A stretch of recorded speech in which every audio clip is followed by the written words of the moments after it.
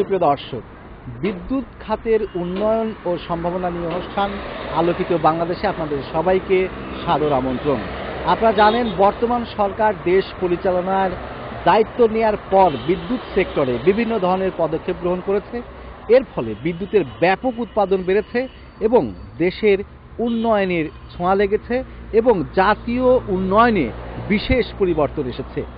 এই ধারাবাহিকতা বজায় থাকলে আগামীতে আমাদের বিদ্যুতের চাহিদা যেমন পূরণ হবে, তেমনি উন্নত রাষ্ট্রে সহজেই পরিণত হবে। আমরা আজকে এই বিদ্যুৎ সেক্টরের উন্নয়ন ও সম্ভাবনা নিয়েই সাজিয়েছি আমাদের আজকের আলোকিত বাংলাদেশ। বর্তমান সরকার ক্ষমতা গ্রহণের পরপরই দেশের সামগ্রিক উন্নয়ন প্রয়াসকে অধিকতর সমন্বিত ও গতিশীল করার লক্ষ্যে কার্যকরী বাস্তবমুখী উদ্যোগ গ্রহণ করে। প্রথমেই সরকার মনোযোগ দেয় মারাত্মকভাবে বিপর্যস্ত বিদ্যুৎ ও জ্বালানি খাতের দিকে। এই চ্যালেঞ্জ মোকাবেলায় বিপর্যস্ত বিদ্যুৎ ও জ্বালানি খাত পুনরুদ্ধারকেই সরকার অন্যতম প্রধান এজেন্ডা হিসেবে গ্রহণ করে। এই উপলব্ধির আলোকেই 2010-11 অর্থবছরের বাজেট উপস্থাপনকালে বিদ্যুৎ ও জ্বালানি খাত উন্নয়নে পথনকশা মহান সংসদে উপস্থাপন করা হয়। বিদ্যুৎ খাতের অগ্রগতির ধারায় দেখা যায়, গত 4 বছরে মাথাপিছু বিদ্যুৎ ব্যবহার বৃদ্ধি পেয়েছে প্রায় 60% এবং বিদ্যুৎ সুবিধার আওতাভুক্ত জনসংখ্যা 47% হতে বর্তমানে 60% উন্নীত হয়েছে। বিদ্যুৎ পরিস্থিতি কি এবং বর্তমানে তারা কি ভাবছে এবং কেমন লাগছে, এই প্রতিক্রিয়া নিয়ে কথা বলছি কয়েকজনের সঙ্গে। কি নাম আপনার? আমার নাম মাহমুদুল হাসান। মাহমুদ, কি করেন আপনি? আমি এমনিতে প্রাইভেট জব করি। আচ্ছা, বর্তমানে বিদ্যুৎ পরিস্থিতি কেমন? বিদ্যুৎ পরিস্থিতি আগের তুলনায় অনেক ভালো এবং দেশের সার্বিক অবস্থার তুলনায় যে আগে ইন্ডাস্ট্রিয়ালভাবে কারখানাগুলো যেভাবে ছিল, যেভাবে তাদের বিদ্যুৎ যেভাবে অপর্যাপ্ত ছিল, এখন সেই তুলনায় বিদ্যুতের পরিমাণটা অনেক বাড়ছে এবং গ্রামের দিকেও তুলনামূলক লোডশেডিংয়ের পরিমাণটা অনেক কম। সেই তুলনায় বলতে পারে যে আগের চাইতে বিদ্যুতের পরিমাণটা অনেক বাড়ছে। বর্তমান সরকার যে সকল বিদ্যুৎ কেন্দ্রগুলো উদ্বোধন করতেছে এবং পরবর্তীতে যদি এভাবে সকল বিদ্যুৎ কারখানা যদি ঠিকমতোভাবে তাদের উৎপাদন কার্যক্রম রানিং রাখতে পারে এবং সেভাবে বিদ্যুৎ উৎপাদন করতে পারে, অচিরেই বাংলাদেশে বিদ্যুৎ সমস্যাটার সমাধান হবে।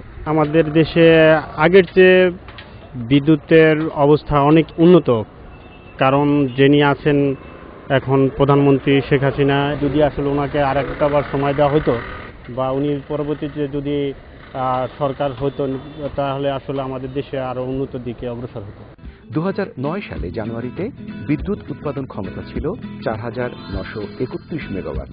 গত 4 বছরে সেই ক্ষমতা 73% বেড়ে 8525 মেগাওয়াটে উন্নীত হয়েছে। এ সময় অবশ্য প্রকৃত সর্বোচ্চ উৎপাদন 4130 মেগাওয়াট থেকে 6350 মেগাওয়াটে পৌঁছেছে। বলা যায়, এই সরকারের মেয়াদে 4 বছরে বিদ্যুৎ উৎপাদন ক্ষমতা 39 বছরে যা সাধিত হয়েছিল তার দ্বিগুণ হয়েছে এবং সেই সক্ষমতা আবারও দ্বিগুণায়নের ব্যবস্থা এই সরকার করে দিয়েছে। বিদ্যুৎ যদি আমাদের সাপ্লাই বেশি হয়, সরকার যদি এটা ডেভেলপ করে, দেন আমাদের ইকোনমিক ডেভেলপ হবে। ইকোনমিক ডেভেলপ হয়ে গেলে আমাদের উন্নয়ন যে কার্যকলাপ হবে, যে এটা রাস্তার ট্রান্সপোর্টেশন, যেগুলা সরকারের যে ইনফ্রাস্ট্রাকচার যেগুলো আছে, ওগুলো আরো উন্নয়ন হবে। কি করেন আপনি? আমি বিদেশে থাকি। বাংলাদেশের বিদ্যুৎ পরিস্থিতি কেমন মনে হচ্ছে আপনার? 2008-এ আমি যখন বাইরে যাই তখন আসলে অনেকটাই মনে করেন যে বিদ্যুৎ সংকট দেখছিলাম। এখন এই তারিখে বাংলাদেশে আসার পরে দেখে অনেকটাই মনে করেন যে আপনার পাচ্ছি আর কি, যে আপনার বিদ্যুৎ সারাক্ষণেই পাচ্ছি। তো বর্তমান সরকার যে অনেক কিছুই পদক্ষেপ দেখলাম নিল, কিন্তু এরকম ভাবে যদি যে থাকে তাহলে আমাদের দেশের জনগণ অনেক উপরের দিকে এগিয়ে যেতে পারবে। সরকারি খাতের পাশাপাশি বেসরকারি খাত হতে বিদ্যুৎ উৎপাদনে উদ্যোগ নেওয়া হয়েছে। এক্ষেত্রে উভয় খাতের সমন্বয় এবং ভারসাম্য রক্ষা করে দক্ষ এবং টেকসই বিদ্যুৎ খাত প্রতিষ্ঠার লক্ষ্যে বিদ্যুৎ উৎপাদনে ক্রমান্বয়ে বেসরকারি বিদ্যুৎ উৎপাদন ক্ষমতা বৃদ্ধি করা হচ্ছে। বর্তমানে মোট বিদ্যুৎ উৎপাদন ক্ষমতার 44% বেসরকারি খাতের আওতাধীন। বর্তমান সরকার ক্ষমতা আসার পরই প্রথমে এই খাত বা এই সেক্টর উন্নয়নের জন্য চেষ্টা শুরু করেন এবং শুরুতেই ওনারা চিন্তা করেন একটা স্বল্পমেয়াদী স্কিম, একটা মধ্যমেয়াদী এবং দীর্ঘমেয়াদী। স্বল্পমেয়াদী স্কিমের আওতায় সরকার তৎপর হয়ে জরুরি ভিত্তিতে এক বছরের মধ্যে প্রায় 2000 মেগাওয়াট বিদ্যুৎ ন্যাশনাল গ্রিডে অন্তর্ভুক্ত করার ব্যাপারে সাকসেস হয় এবং সেখানে ওরিয়ন গ্রুপের কিছু কন্ট্রিবিউশন আছে। পাশাপাশি ওনারা মধ্যমেয়াদী স্কিম নিয়ে থাকেন, যেহেতু দেশে ন্যাচারাল গ্যাসের প্রচুর ক্রাইসিস, ডুয়েল ফুয়েলের ওনারা অ্যারেঞ্জমেন্ট করেন লং টার্ম বেসিসে 15 বছর মেয়াদী, যেগুলো কিছুটা 2-1টা ইমপ্লিমেন্ট হয়ে গেছে এবং আরো বেশ কিছু আন্ডার ইমপ্লিমেন্টেশন আছে। আর দীর্ঘমেয়াদী যেটা, সেদিক থেকে সরকার স্কিম নিয়েছে বেশ কিছু কোল বেস পাওয়ার প্ল্যান্ট করার জন্য। এর বাইরেও গভর্নমেন্ট চেষ্টা করছে অল্টারনেটিভ সোর্স, অর্থাৎ গ্যাস অ্যান্ড ফুয়েলের বাইরে, যেহেতু অয়েল বেসগুলো সব কস্টলি হয়ে যায়, সেই জন্য সেটা হলো এলএনজি, অর্থাৎ এলএনজি ইম্পোর্ট করে বিদেশ থেকে এনে তারপর এটাকে রিগ্যাসিফিকেশন করে তার মাধ্যমে পাওয়ার প্ল্যান্ট চালানো। এইটাও একটা মোটামুটি বেশ বড় প্রজেক্ট। যদিও গভর্নমেন্টের টার্গেট হলো 200 to 800, তো আমরা মনে করি 700 থেকে 800 মেগাওয়াটের একটা বিদ্যুৎ প্ল্যান্ট চিটাগংয়ে স্থাপিত হবে। এই দিক থেকে গভর্নমেন্টের এই সেক্টরের সাকসেসের কথা চিন্তা করলে আমি মনে করি গভর্নমেন্ট তার টেনিউর শুরুতেই যথেষ্ট সচেষ্ট ছিল এবং সিনসিয়ার এফোর্টের মাধ্যমে সাকসেসফুল হতে পেরেছে প্রায় 2000 মেগাওয়াট এক বছরের মধ্যে, পরবর্তীতে আরো প্রায় 1000 মেগাওয়াট। এবং আমি মনে করি যে বিদ্যুৎ সেক্টর বড় আকারে আসতে গেলে মিনিমাম 5 থেকে 6 বছর দরকার হয় কোল বেস বা এলএনজি বেস পাওয়ার প্ল্যান্টের জন্য। আগামী 2015-এর মধ্যে আমি মনে করি যে আরো ন্যূনতম 2 থেকে 2500 মেগাওয়াট এই সেক্টরে নতুনভাবে ন্যাশনাল গ্রিডে সংযোজন হবে, যেটা সাধারণ ইউজার্স যারা আছে তাদেরকে কম রেটে বিদ্যুৎ পেতে সাহায্য করবে এবং বিদ্যুতের চাহিদা মিটাতেও ডেফিনেটলি হেল্প করবে। পরবর্তীতে দেখা যাবে যে পরের প্রত্যেক বছরই বেশ কিছু কোল বেস অথবা ডুয়েল ফুয়েল অথবা এলএনজি বেস 500 থেকে 1000 মেগাওয়াট নতুন করে সংযোজন হতে থাকবে ন্যাশনাল গ্রিডে। এদিক থেকে বিবেচনা করলে ডেফিনেটলি এই বিদ্যুৎ খাতে গভর্নমেন্টের success rate is very high. সামাজিক এবং অর্থনৈতিক উন্নয়নে বিদ্যুতের গুরুত্ব বিবেচনা করে সরকার বিদ্যুৎ খাত উন্নয়নে তাৎক্ষণিক, স্বল্পমেয়াদী, মধ্যমমেয়াদী এবং দীর্ঘমেয়াদী পরিকল্পনা প্রণয়ন করে। দেশের বিভিন্ন স্থানে গ্যাস ও ডুয়েল ফুয়েল ভিত্তিক মোট 3280 মেগাওয়াট ক্ষমতার 11টি বড় বিদ্যুৎ কেন্দ্র 2013 হতে 2015 সালের মধ্যে স্থাপনের লক্ষ্যে চুক্তি স্বাক্ষরিত হয়েছে, যা বর্তমানে নির্মাণাধীন রয়েছে। বিগত সরকারের আমলে তারা শুধু খাম্বা বাণিজ্য করেছে, আসলে কাজের কাজ কিছুই হয় নাই। দেশে বিদ্যুতের কোনো বিদ্যুতের বহ ছিল না, এমন অবস্থা যে বেশি করে ঢাকা শহরের মানুষ তো এই অবস্থা ছিল। গ্রামের মানুষ, মফস্বলের মানুষ বিদ্যুৎ পেতই না বলতে গেলে। তারা বিদ্যুৎ বলতো যে বিদ্যুৎ যায় না, বিদ্যুৎ আসে। বর্তমান সরকার বিদ্যুতের ব্যাপারে যথেষ্ট আন্তরিক এবং তারা গ্র্যাজুয়ালি এর উন্নতি করছে। গত 4 বছর থেকে বর্তমান বিদ্যুতে অনেক ভালো, আগের থেকে অনেক যাইতো, এখন যায় না। মোটামুটি এখন অনেক বিদ্যুৎটা ভালো আসছে, ভালো সার্ভিস পাইতেছে।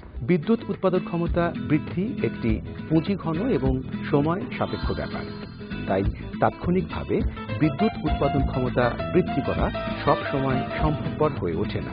এরকম বাস্তবতায় তাৎক্ষণিকভাবে বিদ্যুৎ ঘাটতি নিরসন কিছুটা ব্যয়বহুল হয়ে থাকে।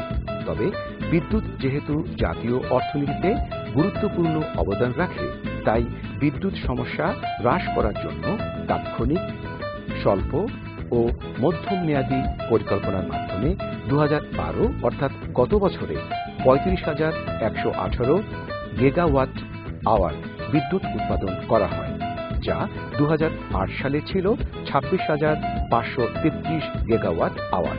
সার্বিকভাবে এটা বলা যায় বাংলাদেশের মতো দেশে 4 বছরের মধ্যে সার্বিক বিদ্যুৎ উৎপাদন ক্ষমতা বৃদ্ধি করা একটি বিরাট অর্জন। এটাও ঠিক, বিদ্যুৎ পরিস্থিতি আরও খারাপ হতে পারত যদি নতুন বিদ্যুতের যোগান দেওয়া না যেত এবং সরকার কুইক রেন্টালের মতো বিকল্প গ্রহণ না করত। কথা বলছি সামিট গ্রুপের চেয়ারম্যান মোহাম্মদ আজিজ খানের সাথে। স্যার, বর্তমানে আমাদের দেশে বিদ্যুৎ পরিস্থিতি কেমন? আজকে আপনারা দেখেছেন যে কোথাও হয়তো লোডশেডিং হচ্ছে না। আমরা এই মুহূর্তে প্রায় 10,000 মেগাওয়াট বিদ্যুৎ উৎপাদন করছি। বাংলাদেশের জন্য এটা একটা বিরাট পাওয়া। বাংলাদেশের জনগণের জন্য বাংলাদেশের উন্নয়নের জন্য, বাংলাদেশের ভবিষ্যতের জন্য আমরা একটা খুব ভালো অবস্থানে এসেছি। বর্তমান সরকার যখন দেশ পরিচালনার দায়িত্ব গ্রহণ করেন তখন বিদ্যুৎ পরিস্থিতি কেমন ছিল? যখন দায়িত্ব গ্রহণ করেন তখন তো 3500 মেগাওয়াটের মতন উৎপন্ন হচ্ছিল বাংলাদেশে। এখন আমরা প্রায় 10,000 মেগাওয়াট উৎপাদন করছি। কাজেই বাংলাদেশের অনেক উন্নতি হয়েছে এই 5 বছরে বিদ্যুৎ খাতে। স্পেশালি আপনি যদি দেখেন এই যে 6,500 মেগাওয়াট নতুন, সেটার জন্য প্রায় 48,000 কোটি টাকা বিনিয়োগ করতে হয়েছে বিদ্যুৎ উৎপাদনের খাতে। একই সময়ে প্রায় 24,000 কোটি টাকা বিনিয়োগ করতে হয়েছে বিতরণ এবং সঞ্চালনের জন্য। তো সর্বসাকুল্যে প্রায় 70,000 কোটি টাকা এই গত 5 বছরে বিদ্যুৎ খাতে ইনভেস্ট করা হয়েছে, বিনিয়োগ করা হয়েছে, এবং যার ফলশ্রুতিতে আজকে বাংলাদেশে লোডশেডিং দেখছেন না। বর্তমান সরকার শুরু থেকে আজ পর্যন্ত বিদ্যুতের ক্ষেত্রে যে উৎপাদন বাড়িয়েছে, এতে আপনি ব্যক্তিগতভাবে কতটুকু আশাব্যঞ্জক? খুবই আশাব্যঞ্জক। মানে আমি তো খুব হোপফুল পার্সন এমনিতেই, আর এখানে তো অ্যাকচুয়ালি নিজের চোখে দেখলাম যে কিভাবে বাংলাদেশ বিদ্যুৎ খাতে সর্বপ্রথম সক্ষমতা অর্জন করলো। আমরা সরকারি বাংলাদেশ অ্যাজ এ হোল সরকার সক্ষমতা অর্জন করলো, বেসরকারি খাত অর্জন করলো। আজকে ধরেন প্রায় 4,000 মেগাওয়াট বিদ্যুৎ উৎপাদন করছে বেসরকারি খাত। সেটা একটা বিরাট বড় জিনিস, এবং এই বেসরকারি খাতের বেশিরভাগই বাংলাদেশি। তো বাংলাদেশি আজকে হাজার হাজার কোটি টাকা ইনভেস্ট করছে। আমাদের মতন কোম্পানিও প্রায় 1,000 মেগাওয়াট বিদ্যুৎ উৎপাদনের দিকে যাচ্ছে। বর্তমানে আমরা 600 মেগাওয়াটের মতন করছি, যেটা বৃদ্ধি পেয়ে 1,200 মেগাওয়াটের মতন হয়ে যাবে। তো এক একটা কোম্পানি, বাংলাদেশি কোম্পানি যদি 7,000, 8,000, 10,000 কোটি টাকা ইনভেস্ট করে, তাহলে বাংলাদেশের কত বড় একটা উন্নয়নের দিকে আপনি যাচ্ছেন।